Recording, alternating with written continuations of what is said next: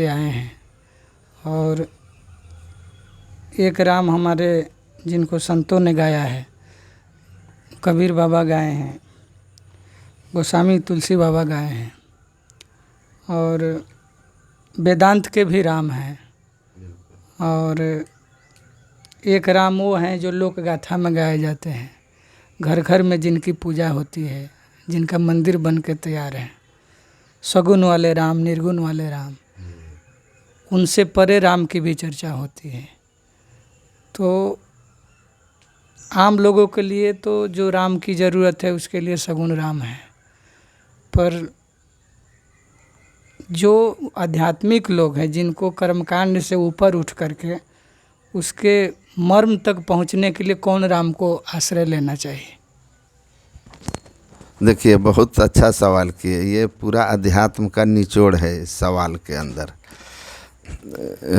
कबीर साहब की एक वाणी है, एक राम दशरथ घर डोले, एक राम घट घट में बोले, एक राम का सकल पसारा, एक राम है सबसे न्यारा। लेकिन वेदांत कहता है कि चारों राम एक ही हैं, केवल अवस्था का अंतर है, सीढ़ी बाई सीढ़ी। तो अगर आप दशरथ घर डोले वाले राम को छोड़ देंगे तो न घट घट में बोले वाले राम तक आप पहुंच पाएंगे, न आप बाकी के और दो राम तक जा पाएंगे। तो ये सीढ़ी है, सीढ़ी है। तुलसीदास का भी दोनों राम हैं।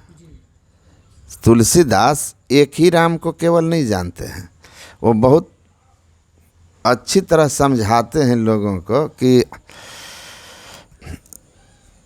एक राम जो महाराज दशरथ के यहाँ अवतार लिए हैं, उस राम की लीला का वो वर्णन करते हैं, लेकिन वो उस राम को भी जानते हैं जो राम दशरथ जी के पुत्र बन के आए हैं। इसीलिए महर्षि वाल्मीकि संवाद में बहुत प्यार से कह देते हैं कि जब राम पूछते हैं कि मैं कहाँ रहूं, तो महर्षि वाल्मीकि क्या कहते हैं कि पूछे हूँ मोहि की रहूँ कहाँ, मैं पूछत सकु चाहूँ, जहाँ न हो ही तहाँ देहु कहूँ, तुम ही बताओ हूँ ठाहूँ। राम स्वरूप तुम्हार बचन गोचर, बुद्धि पर अविगत अलख अपार, नेति नेति नित निगम कहा। तो तुलसीदास जो है दशरथ पुत्र राम को भी जानते हैं और अनंत राम को भी जानते हैं। अलख अगोई भगत प्रेम बस सगुन से होई, तो उस अलख अज को भी जानते हैं। तो वेदांत में दोनों राम के लिए की महिमा है, और गोस्वामी जी ने भी समझा दिया है, लीला सगुन जे कहूँ बखानी, सोई स्वच्छता करई मलहानी, रघुपति महिमा अगुण अगाधा, बरनब सोई बरवारी अगाधा। तो सगुन राम की महिमा, उनके दर्शन, उनकी भक्ति का क्या लिमिट है, उन्होंने उसको बता दिया है। गुरु महाराज ने इस पर क्या कहा? गुरु महाराज जी ने कहा कि साधना का शुभारंभ सगुण से होता है और उसका अंत निर्गुण में होता है। सगुण कहते हैं कि वो पैर है और निर्गुण सिर है। पैर के बिना चल नहीं सकोगे, सिर के बिना जी नहीं सकोगे। इसीलिए लेकिन वहाँ उत्तरकांड में चौपाई आई है दशरथ जी को लेकर के, कि उन्होंने मोक्ष नहीं लिया। वो कहते हैं सगुन उपासक मोक्ष न ले, तीन कहूँ राम भगति नहीं दे। मतलब सगुन उपासना करने वाले जो लोग होते हैं, हाँ, वो वही सगुने भक्त को मने मंदिर तक, मूर्ति तक और उस पूजा तक, उसी 16 प्रकार का जो भक्ति है, 9 प्रकार मैं समझ गया, उसी में रहना पसंद करते हैं। उनको मुक्ति भी नहीं चाहिए। निरखवानंद कुमार मतलब सगुन का, हाँ, उनको है कि हम यहाँ से बैकुंठ धाम जाएं, फिर भगवान अवतरित हों तो हम भी आएं। तो देखिए सवाल जो आपने किया ना, ये हमारी आध्यात्मिक समझ का स्तर है। तो जो जिस स्तर का है ना, उसके लिए व्यवस्था है, लेकिन जो उस स्तर से ऊपर का है, जो मोक्ष नहीं चाहता, जो मोक्ष चाहता है, तो उनके लिए भी तो होना चाहिए ना।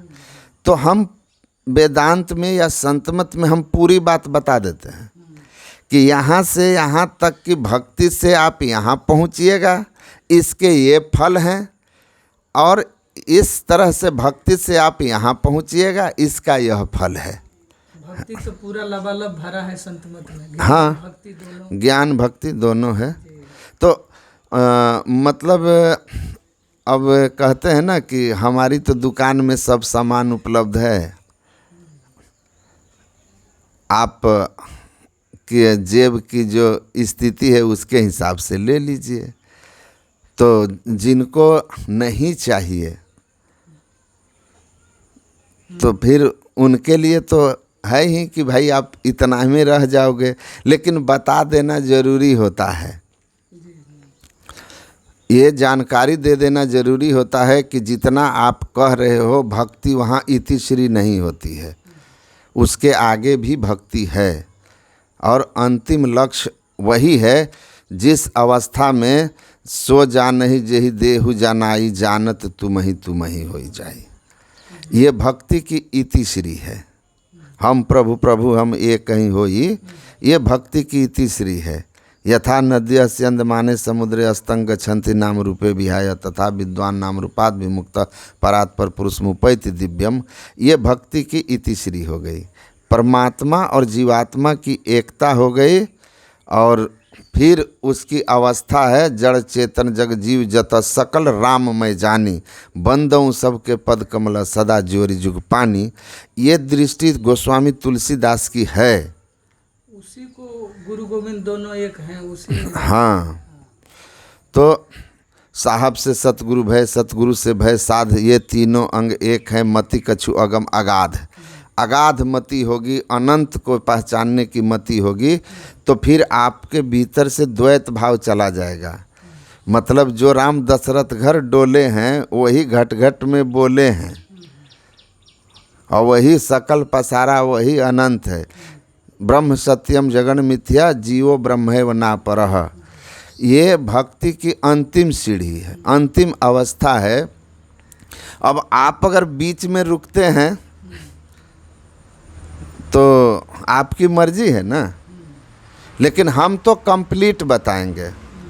इसीलिए सगुण भक्ति उसकी क्या महिमा है, निर्गुण भक्ति उसकी क्या महिमा है, और सगुण और निर्गुण दोनों भक्ति जो है भक्ति ही है, लेकिन शुभारंभ हमेशा सगुण से होगा, अंत निर्गुण में होगा। नहीं तो मतलब कि ये जन्म मरण छूटने वाला नहीं है। ठीक है, आप जब चलते हैं ना, मैं जब ऋषिकेश में था तो रामकृष्ण गिरी एक महात्मा थे, वो सगुण भक्त थे, मेरे साथ रहते थे। मैंने कभी उनके भक्ति पक्ष पर कभी कुछ नहीं कहा। कभी चर्चा होती थी तो मैं उनको बोलता था कि इससे आगे भी है। मैंने उनको देखा, बहुत भजन करते थे, और बाद में करीब 7-8 साल बाद वो हमको, मतलब वो बाहर कहीं चले गए थे, फिर आए, फिर वो ऋषिकेश आश्रम से जहाँ हम रहते थे वहाँ से एक महात्मा से जाकर मेरा नंबर लिए, फिर वो हमसे संपर्क किए, फिर उज्जैन कुंभ में हमसे वो मिलने आए, और आकर के उन्होंने हमसे कहा कि अब हमको आगे का बता दीजिए। तो मैंने कहा आप तो कहते थे कि इतना ही, तो बोले नहीं, इतना हम अच्छी तरह से समझ गए, लेकिन हमारी अब जिज्ञासा है कि आगे भी बढ़ना चाहिए। तो फिर उन्होंने हमसे सीखा था जो आगे की साधना है, सूक्ष्म भक्ति है दृष्टि योग के संबंध में। तो ये मतलब वहाँ अगर पहुँच जाए कोई, वो स्वामी विवेकानंद कहे ना कि किसी को आप जो जहाँ है वहीं से उसको ऊपर उठाइए। तो ठीक है, आप बढ़िए, नाम रूप की भक्ति में पहले मजबूत हो जाइए, तो स्वाभाविक है कि आप वहाँ पहुँचने के बाद महसूस कीजिएगा कि मंजिल तो कंप्लीट नहीं है, पहुँचा नहीं हूँ, अभी रास्ते में ही हूँ। तो आप आगे बढ़ने की इच्छा करिएगा। अभी जो वहाँ नहीं पहुँचा है उसको लगता है इतना ही काफ़ी है। और आगे आप प्रसंग में काकभुसुंडी जी तो वही थे, अब बाद में हुए हैं ना। काकभुसुंडी जी भी तो पहले वही थे। लोमस से सगुन के लेकर ना चर्चा कर रहे थे, वो निर्गुण कहते थे तो ये भड़कते थे, फिर श्रापित होते हैं, और अंत में काकभुसुंडी जो है उसी निर्गुण निराकार ब्रह्म की महिमा का गुणगान करने लगते हैं। तो इससे भी समझ सकते हैं। इसीलिए दोनों का स्वागत है, दोनों आदरणीय है, और प्रारंभ तो आखिर सगुन से ही है ना। लेकिन आज जो समाज जिस राम को लेके खुशी मना रहा है, मतलब बहुत बड़ा एक तरह से खर्चा करना, या फिर राम को बहुत बॉडी बिल्डर दिखाना, हाँ, राम को मतलब एक तरह से मिठाई बांट दिए या बहुत सारा हू हंगामा कर लिए, राम को लेकर के मतलब जितना माने थोड़ा सा अति उत्साह में कुछ से कुछ दिखाना, हाँ जी जी। और राम को समझना लोग नहीं चाहते हैं। राम क्या जी करके गए, क्या बन के गए, या कर क्या दे के संदेश गए समाज को। उनका जो जो मैंने हर जो चरित्र था या जीने का जो शैली जो, उससे आज समाज को मतलब बिल्कुल नहीं दिख रहा है। बस उनको अपना मर्जी अनुसार चलाना, अपना मर्जी अनुसार बना लेना, और उसी को एक तरह से फैशन के तरह से रखना। तो ये कैसा है? हाँ, देखिए ये थोड़ा सा समय का, अभी थोड़ा सा समय उस तरह का हुआ कि लोग अति उत्साह में आए। बहुत वर्षों तक राम जन्मभूमि के लेकर के संघर्ष चला, और संघर्ष के बाद जब निर्णय आया तो लोगों में स्वाभाविक था उत्साहित होना, और थोड़ा सा उस तरह से माहौल बनना। लेकिन जहाँ तक कि आपने जो कहा, लोग समझते हैं, अगर आप शांतिपूर्वक किसी कोई संदर्भ में समझाते हैं तो लोग समझते हैं। अब कुछ ऐसी हमारी नई पीढ़ी है जो ग्रंथ के बारे में कुछ नहीं जानती है, कुछ नहीं जानती, हाँ, तो कुछ नहीं जानती है। तो मेरा इसी विषय पर एक बहुत बड़े व्यक्ति से बातचीत हुई है, तो मैंने उनको कहा है कि वो एक तरह से मतलब एक व्यंग ही था उनका मुझ पर, कि उन्होंने कहा कि गुरु भक्त लोग राम भक्त कैसे हो गए। मैं अयोध्या में जो राम मंदिर प्राण प्रतिष्ठा समारोह में गया था आमंत्रित होकर, तो उसी पर उन्होंने एक व्यंग किया कि गुरु भक्त लोग राम भक्त कैसे हो गए। तो मेरा जवाब था कि मैं पूरा राम भक्त हूँ, आप अधूरे राम भक्त हैं। यहाँ असली नकली की कोई बात नहीं है। आप भी राम भक्त हो, हम भी हैं, हम पूरे राम भक्त हैं, आप अधूरे राम भक्त हैं। तो उन्होंने हमसे कहा कि समझा नहीं। मैंने कहा राम जो हैं और राम का जो उपदेश है, उस उपदेश के अनुकूल हम चलते हैं, उनके ज्ञान के अनुकूल हम चलते हैं। आप राम को मानते हैं और राम के उपदेश का अधूरा पालन करते हैं, हम पूरा पालन करते हैं। इसीलिए हम पूरे राम भक्त हैं। जो सच्चा गुरु भक्त है वो पूरा राम भक्त है, पूरा कृष्ण भक्त है, पूरा शिव भक्त है। जब तक आप पूरा गुरु भक्त नहीं हैं, इधर आपका ज्ञान ही नहीं होगा, ना आप राम को जान पाएंगे, न कृष्ण को जान पाएंगे, न शिव को जान पाएंगे। शिव तत्व, कृष्ण तत्व, राम तत्व एक ही है। ये ज्ञान वेदांत का ज्ञान है, और यही पूरे गुरु के शरण में जाकर ही जाना जाता है। बाकी ऐसे आप कितनों कर लीजिए, लेकिन रियल में राम भक्त होना है जब राम को समझा जाएगा, राम के उपदेशों को समझा जाएगा और राम के चरित्र को जिया जाएगा, तब जान पाएंगे। हनुमत वेदांत